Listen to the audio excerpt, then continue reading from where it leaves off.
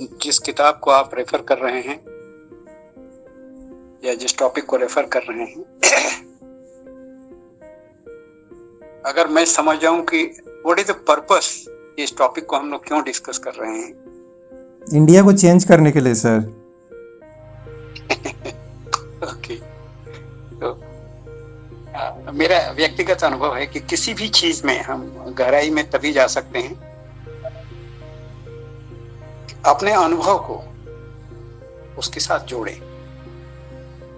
आचार्य रजनीश ने क्या कहा, वो एक बात है, वो उनके व्यक्तिगत अनुभव हो सकते हैं। थ्योरेटिकली उसको एक्सप्लेन करना है किसी व्यक्ति को जो नहीं जानता है, वो भी बहुत अच्छा है। लेकिन उसके साथ साथ मैं शेयर करूं कि इस टॉपिक को लेके मैं अपने लाइफ में कहां तक एक्सपीरियंस किया हूं। जी जी। क्या रजनीश जी जो कह रहे हैं वहां तक मैं पहुंच चुका हूं, या एक इनिशियल विद्यार्थी हूं, first step, second step, third step. जो मेरा व्यक्तिगत अनुभव है इस टॉपिक को लेके या किसी भी चीज को, एक होता है कि हम कुछ चाह रहे हैं और उसके लिए उस एक्टिविटी में इन्वॉल्व होते हैं। जैसे भूख लगी है, शरीर की रिक्वायरमेंट है कि इस समय एनर्जी मेरी कम हो गई है, मुझे खाना है, तो मैं खाना खा रहा हूं। उसी तरह से जिसको एक्सपीरियंस हुआ है सेक्स का, अगर एक पर्टिकुलर टाइप ऑफ प्लेजर मिला हुआ है और वो रिपीट एक्सपीरियंस करना चाहता है कि उसी प्लेजर में मैं फिर जाना चाहता हूं, and he is getting involved in sex, तो ये एक एक्टिविटी होती है कि कुछ पाने के लिए मैं किसी एक्टिविटी में जा रहा हूं। और एक होता है कि मैं उस एक्टिविटी में किसी पर्पस से नहीं जा रहा हूं, मैं जिस भी लेवल पे हूं, मेरा आनंद का लेवल, मेरे जीने का लेवल, मेरे कॉन्शियसनेस का लेवल, उसका एक्सप्रेशन हो रहा है वो एक्टिविटी। हेलो, कुछ आपने बोला? नहीं सर। जी, नहीं आप बोलिए। Continue sir. हाँ, तो एक्चुअली जब हम समाधि को समझते हैं कि समाधि क्या है, तो अभी अभय जी से बात हो रही थी कि वर्ड्स संस्कृत में या हिंदी में बड़े सुंदर चुन चुन के लोग लिए गए हैं कि उनके सहज और सरल अर्थ हैं। समाधि, मेरा इंटेलेक्ट जब समत्व की स्थिति में है तो वो समाधि की स्थिति है। और कोई भी एक्शन या इनएक्शन समाधि में मदद कर सकती है, प्रोवाइडेड मेरी कमिटमेंट है कि मैं समाधि को समझना चाहता हूं, समाधि में जीना चाहता हूं, समाधि में रहना चाहता हूं। तो बहुत सारे गुरुओं ने या बहुत सारे महापुरुषों ने हर चीज को अलग तरह से डिफाइन किया हुआ है। अब जैसे मैं संभोग वर्ड को भी अगर देखूं तो समत्व की स्थिति में कुछ भोग कर रहा हूं, जहां दो पार्टनर्स नहीं हैं, दो शरीर हो सकते हैं लेकिन वो मेंटली एक हो चुके हैं, आनंद की स्थिति में है दोनों, और आनंद का एक्सप्रेशन है, तो वो संभोग को भी समाधि की तरह से अनुभव कर सकते हैं। लेकिन अगर ए और बी दो पार्टनर्स संभोग में लिप्त हैं और एक दूसरे से खुद को आनंद आ रहा है उससे या उसको आनंद दे रहा हूं, तो ये मैं डूइंग स्टेज में आ जाता हूं कि मैं कुछ प्राप्ति के लिए, अपने आनंद के लिए या उसके आनंद के लिए कुछ कर रहा हूं। तो ये लोअर लेवल का हो गया डूइंग डे। और न मेरा पर्पस उसका आनंद है न मेरा आनंद है, लेकिन मेरे अंदर जो या मेरे पार्टनर के अंदर जो भी आनंद का लेवल है, जो भी समझदारी का लेवल है, उसका एक्सप्रेशन अगर हो रहा है तो उस स्थिति को हायर लेवल पे हम ले जा सकते हैं, समाधि में ले जा सकते हैं। अगर 2 मिनट आपके पास फुर्सत है तो एक बड़ी सुंदर घटना मेरे साथ हुई थी। यस सर, बोलिए। एक ग्रुप जो काफी सब संत महात्मा हैं और बड़े अच्छे संत उसके गुरु थे, भाई परमानंद जी, बहुत इंप्रेस था मैं उनसे। उनका ग्रुप का एक ब्रह्मचारी यंग लड़का था और मेरा दोस्त बन गया था। तो अपनी वो जब भी मेरे पास बैठता था तो पूरी कहानी सुनाता था कि ऐसे प्रवचन में जाता हूँ, ऐसे प्रवचन में जाता हूँ, ये करते रहता हूँ, अच्छी लाइफ। तो मैं उससे पूछा, यार तुम जवान हो सकता है कि कोई अपोजिट सेक्स की लड़की तुम्हारे कांग्रेगेशन में आती हो और तुम्हें उससे लगाव हो जाए तो क्या करोगे? तो मुस्कुराया, बोला आपने मेरे दिल की बात बता दी, ये एक्चुअली हो चुका है मेरे साथ। तुम्हें क्या किए? बोला कुछ नहीं, हमारे गुरु ने हमें ट्रेन किया था कि देखो तुम ब्रह्मचर्य के रास्ते पे चल रहे हो, मैं तुम्हारा गाइड हूं, लेकिन कोई भी ऐसी अनटूवर्ड सिचुएशन आती है जिसमें तुमको लग रहा है कि चैलेंजिंग हो रही है, जिस रास्ते पे चलना चाहते हो वहां पे नहीं चल रही, तो गुरु के पास आ जाओ। तो बोला मैं जैसे जाके उसको बोला गुरु को कि ऐसे ऐसे मेरे साथ हो रहा है, that person, that girl is coming time and again in my satsang only to be with me, और सत्संग खत्म होने के बाद भी कुछ देर रहना, बात करना। तो मैं कहा गुरु का जवाब क्या था? तो बहुत सुंदर, एक क्वालिफाइड विद्वान का मैं कह सकता हूं। उन्होंने बोला था कि देखो दो ही चीज है, इस समय तुम किसी और लेवल पे हो, तुम्हारा सोचने का, समझने का, जीने का, विचार करने का कुछ लेवल अलग है, उस लड़की का लेवल अलग है। तो दो ही तरीका है कि या तो तुम उसके लेवल पे चले जाओ, ये सब छोड़ो और जाके मिक्सअप हो जाओ, एक गृहस्थ की जो जिंदगी जीना है उसमें जीना शुरू कर दो, या अगर तुम्हारे पास इतनी ताकत है उसको भी अपलिफ्ट करो, कम से कम अपने बराबर लाओ, और दोनों मिलके और हायर अगर चल सकते हैं तो और अच्छी बात है। और तुम्हारे अंदर हिम्मत है, जैसे प्रांशु भाई कह रहे थे, ये बड़ी हिम्मत की बात होती है कि जिस चीज को समाज में एक टैबू की तरह से हमारे दिमाग में डाल दिया कि ये बुरा है, ये अच्छा है, ये करोगे तो तुम पापी कहे जाओगे, ये नहीं करोगे तो तुम एक बहुत धर्मात्मा माने जाओगे, किसी भी चीज को। तो जब तक इस कंडीशनिंग से मुक्त नहीं होगा आदमी, अपने आप को ठीक से देख नहीं पाएगा। अभय जी बार बार कह रहे हैं आत्म की तरफ जर्नी, तो अभी हम लोग जो दुनिया की परिभाषा ऐसे देखते हुए उसकी जर्नी कर रहे हैं, और थोड़ा सा समय निकाल रहे हैं कि हाँ हम अपनी जर्नी भी, अपने को भी देखेंगे कि मैं कहाँ हूं और मैं कहाँ जाना चाहता हूं। तो कोई भी एक्शन मेरे अनुसार बुरा नहीं है, अच्छा नहीं है, हमको उससे बाहर आके बस यही देखना चाहिए कि मैं आनंद की प्राप्ति के लिए या किसी प्राप्ति के लिए उस एक्शन में हूं, या मेरा जो भी लेवल है उसका एक्सप्रेशन है उसमें हो रहा है। Thank you, this is my personal experience है। और भी कुछ कहना है तो आगे चलिए। Thank you.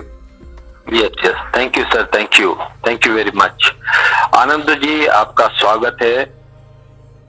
धन्यवाद, सभी को प्रेम वंदन। प्रेम वतन।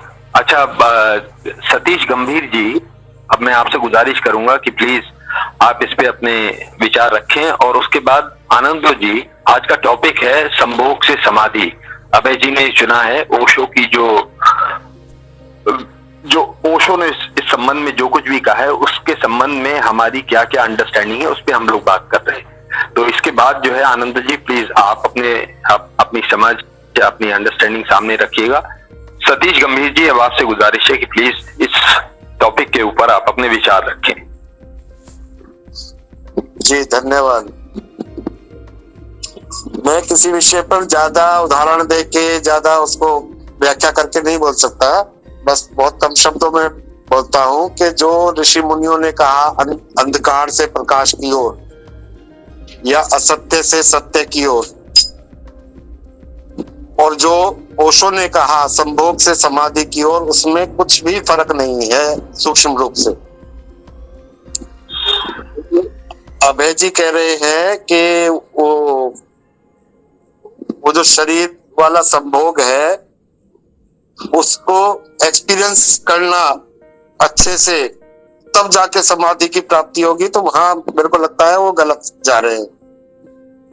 मेरे को ऐसा जो लगता है कि ये संभोग लोअर क्लास की समाधि हो गई, शरीर का संबंध, और आत्मा का संबंध या आत्मा वाली बात, वो समाधि, वो हाई समाधि।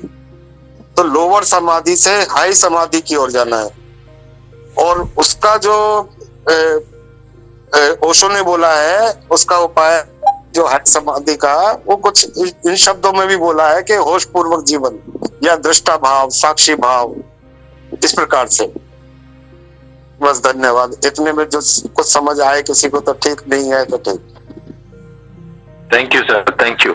अच्छा एक बात और मैं अपने साथियों से कहूं यहाँ पर कि बाकी जितने भी साथी सुन रहे हैं, किसी ने कोई जब अपनी उस समय अगर उस संबंध में किसी का कोई अगर प्रश्न उठता है तो वो उसको पहला सेशन ये पहली बार जब सब लोग अपनी अपनी समझ उसमें रख देंगे, उसके बाद वो उन बातों पे भी प्रश्न कर सकते हैं या उस संबंध में आपकी क्या अंडरस्टैंडिंग है वो भी रख सकते हैं, फिर दोबारा उनसे रिस्पॉन्स ले सकते हैं कि आपका क्या मतलब यही था या कुछ और था। ठीक है, जी ओके। आनंदो जी, अब हाँ आनंदो जी प्लीज, अब आप इस संबंध में सभी को फिर से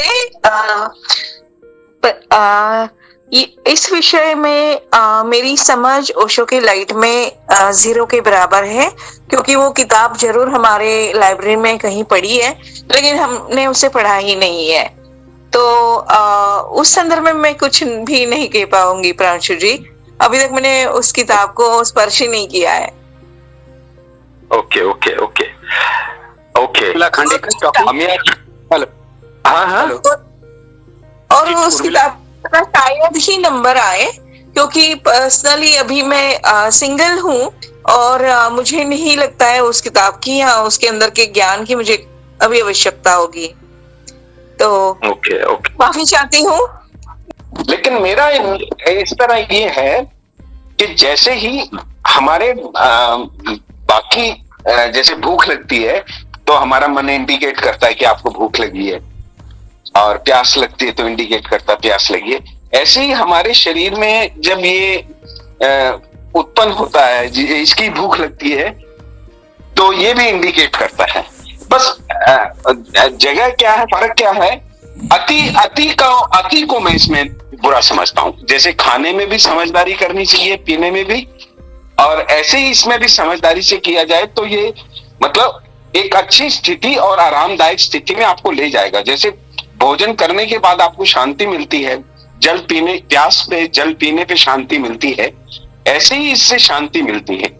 उस शांति के बाद ही हम ऊंची स्थिति को सोच सकते हैं। अगर उस पेट को शांत ना किया जाए, पेट को शांत ना किया जाए तो फिर हम ऊंची स्थिति में नहीं जा सकते, क्योंकि पहले पेट शांत होगा फिर हमारी ऊर्जा ऊपर जाएगी। ऐसे ही ये ऊर्जा भी जब इसको शांत कर लेंगे, अति नहीं शांत कर लेंगे, तो ये भी ऊर्जा, हम इस ऊर्जा से मुक्त होके ऊंची ऊर्जा को धारण कर सकते हैं। मैं ऐसा समझता हूँ अभी फिलहाल, लेकिन आपके डिस्कस के बाद क्या निकल के आएगा वो उसके बाद अभी देखें। हाँ सर, यहाँ पर मैं छोटा सा, जी सर, मैं क्या अपना प्रश्न रखूं इनके बात के ऊपर? यस बिल्कुल। हाँ सर, जैसे इन्होंने कहा, जसपाल सर ने कहा कि जो है अति का जो वो होता है और ऊर्जा, ये दो शब्द जो हैं, तो इसमें ऊर्जा मतलब मैं समझता हूँ ऊर्जा को कि प्रेम के आधार पर, मतलब प्रेम ही एकमात्र वो पूर्ण मतलब अंतिम जो छोर है किसी भी चीज का, वो प्रेम ही है। प्रेम में जाके रुक जाता है, तो वही वाला अनंत की स्थिति है। अगर इस तरीके से समझा जाए तो ऊर्जा मैं उस तरीके से समझता हूँ। अब आते हैं कि अति क्यों होता है, कोई भी चीज में अति क्यों होता है सर? मतलब आप कह रहे हैं कि अति को मैं उस तरीके से नहीं समझता, मतलब सही नहीं समझता हूँ, नियंत्रित तरीके से होना चाहिए। अब ये जो नियंत्रित करने का जो परिभाषा है, कितना होना चाहिए और अति किसको कहेंगे और अति क्यों होता है, ये 3 सवाल सर अति के ऊपर ही। जी, मैं ये कहना चाह रहा हूँ, जैसे आपको भूख लगती है ना, आप भोजन कर लेते हैं, तो ये अति नहीं है, ये एक तृप्ति, मतलब आपको भोजन के बाद की एक तृप्ति है। अति क्या हो गई है कि आपने भोजन कर लिया, फिर उसके बाद आपको कुछ स्वाद, कुछ अच्छा और मन कर रहा है भी, कुछ मीठा और हो जाए, मीठा भी खा दिया, मतलब उसके बाद के बाद आप उसको बढ़ाते जाएं। जिस चीज की वजह से वो कारण शुरू हुआ था, जिसने आपको बेचैन किया था, वो बेचैनी आपकी पूरी हो गई है, लेकिन उसके बाद जो आपने किया वो जरूरी नहीं था। जी, मेरा अर्थ ये था, अति से जब तक वो जरूरी था तब तक तो वो ठीक था, वो आपको मुक्त करके आपकी ऊर्जा को ऊपर उठा ले जा सकता था। आप अपनी ऊर्जा को कहीं और प्रयोग कर सकते थे। उस मन को जो नीचे जा रहा था, वही कहा गया है। मियां उनको बात तो खत्म करने दो। याद रखो, यस यशपाल जी। जी जी, बस अर्थ ये था कि जब हम ना जो शरीर की जरूरत है उससे मुक्त हो जाते हैं ना, जब उसकी वो जरूरत हम पूरी कर लेते हैं तो हम अपनी जो बाकी ऊर्जा है उसको कहीं और रूपांतरित कर सकते हैं।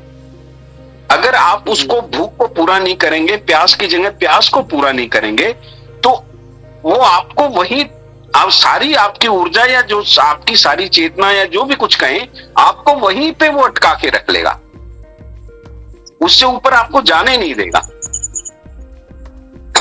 बहुत लोगों ने क्या किया कि संभोग को नकार के दूसरी अति की तरफ चले गए, वो भी ठीक नहीं था, वो उन्हें छूटने नहीं देगा। हाँ, ये जरूर हो सकता है कि उनका उसके प्रति जो एक्सपीरियंस ना होने की वजह से, उनको ब्रह्मचारी जिसे हम बोलते हैं, उनको एक्सपीरियंस नहीं है उसका, पर जो वो आकर्षण है वो खत्म नहीं हुआ, वो आकर्षण किसी और रूप में प्रकट होगा। और आपने देखा होगा कि वो बड़े विकृत रूप में प्रकट हो गया कईयों में, किसी को मानसिक। हाँ, एक और सवाल बनता है, जैसे सर आपने अभी अभी कहे हैं कि जो ब्रह्मचार्य जो हैं वो पालन करना बहुत लोग कर पाते हैं, मतलब अगर कोई इस विषय से संबंधित ना होते हुए क्या विषय को जान सकते हैं कोई, ये सवाल है सर। मतलब अच्छा, हम संबंधित नहीं हुए हैं पर हम जान सकते हैं क्या उस विषय को? हाँ, इस पे अगर इजाजत हो तो मैं कुछ कहना चाहूँ। ये जो बात यहाँ पर ओशो ने जो संभोग से समाधि, जैसा कि मैंने पहले, तुम शायद आए नहीं थे तब, तो मैंने यही बात कही थी कि ये जो संभोग से समाधि इस तरह से जो अभिव्यक्ति दी है, उसी बात की जो योग ने मूलाधार से लेकर के सहस्त्रार की जो यात्रा है उसी को इस तरह से अभिव्यक्त किया है ओशो ने। संभोग मतलब कि जो मूलाधार की स्थिति में, जिसकी चेतना सबसे नीचे है, और समाधि यानी कि जो अपने चेतना के स्तर पे अपने पूर्ण हो गया। जो इसी तरह यहाँ पर जो योग में कहा गया है मूलाधार से लेकर के सहस्त्रार, तो यही वाली बात उन्होंने संभोग से समाधि बोल के की है। ये कहने की जरूरत ही इसीलिए पड़ी, जो मेरी अंडरस्टैंडिंग है कि ब्रह्मचर्य को लेकर जितनी मिसअंडरस्टैंडिंग हुई इस वर्ड ब्रह्मचर्य को लेके, यानी कि ब्रह्मचर्य को लेके जो तमाम तरह की बात हुई, उसमें से एक बात ये थी कि सेक्स से अपने आप को दूर रखना है। अब किसी आदमी का हार्मोन वैसा अंदर से, उसके सेक्स हार्मोन इतने ज्यादा एक्टिव है, टेस्टोस्टेरोन का लेवल अधिक है, लेकिन उन्होंने उसको दबा नहीं। और लोगों को इसमें मजा भी आया, क्योंकि अगर आप अपने, मतलब एक बड़ी बात है ना, कि अगर बड़ी बात इन दैट सेंस, लोगों को लग सकता है कि भाई मैं जो है अपने सेक्सुअल जो मेरी डिजायर्स हैं उसको मैं दबा रहा हूं, जबकि धर्म का मतलब, जब बुनियादी जो मकसद है धर्म का वो है मुक्त करना तुम्हें, तो दबाने का मतलब ही है कि किसको दबा रहा हूँ, मतलब बहुत बड़ी बात है। मतलब उनके अहंकार को नहीं पोषक मिलता है। हाँ, तो दबाने से पहली बात आपको मुक्ति नहीं मिल सकती कभी भी। तो यहाँ पर जब ब्रह्मचर्य को लेके इतनी जो गलत धारणाएं फैल गई लोगों ने, जबकि ब्रह्मचर्य का जो बुनियादी मतलब है कि जो एनलाइटेंड होने के बाद, यानी कि ब्रह्म को जानने के बाद वो जो कुछ भी करता है, यानी कि ब्रह्म में आचरण, वो तभी मुमकिन है जब आपने सत्य को जान लिया, या ब्रह्म कह लो उसे। तो ब्रह्मचर्य का कभी जो है मतलब था वो ये हुआ करता था कि भाई आपको ब्रह्म को जानने के बाद जैसा भी आचरण हो आपका, वो ब्रह्म। और इसकी बहुत सी इंटरप्रिटेशन हो सकती है, कि जैसे वो लोग जो इसमें इंटरेस्टेड थे, स्पिरिचुअलिटी में जिनका रुझान था ज्यादा, अब उन्होंने, अगर वो उस रास्ते से चल के अपनी मंजिल को पा गए, तो उन्होंने बहुत सी ऐसी बातें बताई लोगों को देखते हुए। जैसे लोग अगर वासनाओं में फंसे हुए हैं, तो उन्होंने ये बताने के लिए कि भाई जो लोग, उनका मकसद तो यही था कि जो लोग इसमें इंटरेस्टेड हो, तो बाहर की दुनिया की जितनी भी चीजें हैं उनसे ध्यान हटा के वो इस रास्ते पे आ सकते हैं। लेकिन अगर किसी की दिलचस्पी ही नहीं है उसमें, तो वो क्या होगा, ना घर का रहेगा ना घाट का, ना तो इधर वो सक्सेसफुल हो सकता है, और जहां पे वो कुछ मजा ले भी सकता था, वहां उसने डेलिबरेटली उनकी बातें सुन के अपने आप को दबाना शुरू किया। तो यानी कि ऐसे लोग जब बहुत बड़ी संख्या में बहुत समय तक ना घर के रहे ना घाट के रहे, सेक्स से भी माया से भी गए और राम से भी गए। उस वजह से ओशो को फिर इस टॉपिक को उठा के उसके क्या मतलब हो सकते हैं उन्होंने वैसा अभिव्यक्त किया, यानी कि सेक्स को भी उन्होंने नेचुरल बताया, उसको दबाने की उन्होंने बताया कि इससे दबाना नहीं, दबाने से तो कभी मुक्त हो ही नहीं सकते तुम, लेकिन अगर तुम्हारा मन है और तुम अगर सेक्स में जाते हो तो मुमकिन है कि शायद मुक्त हो जाओ। जी अब सर यहाँ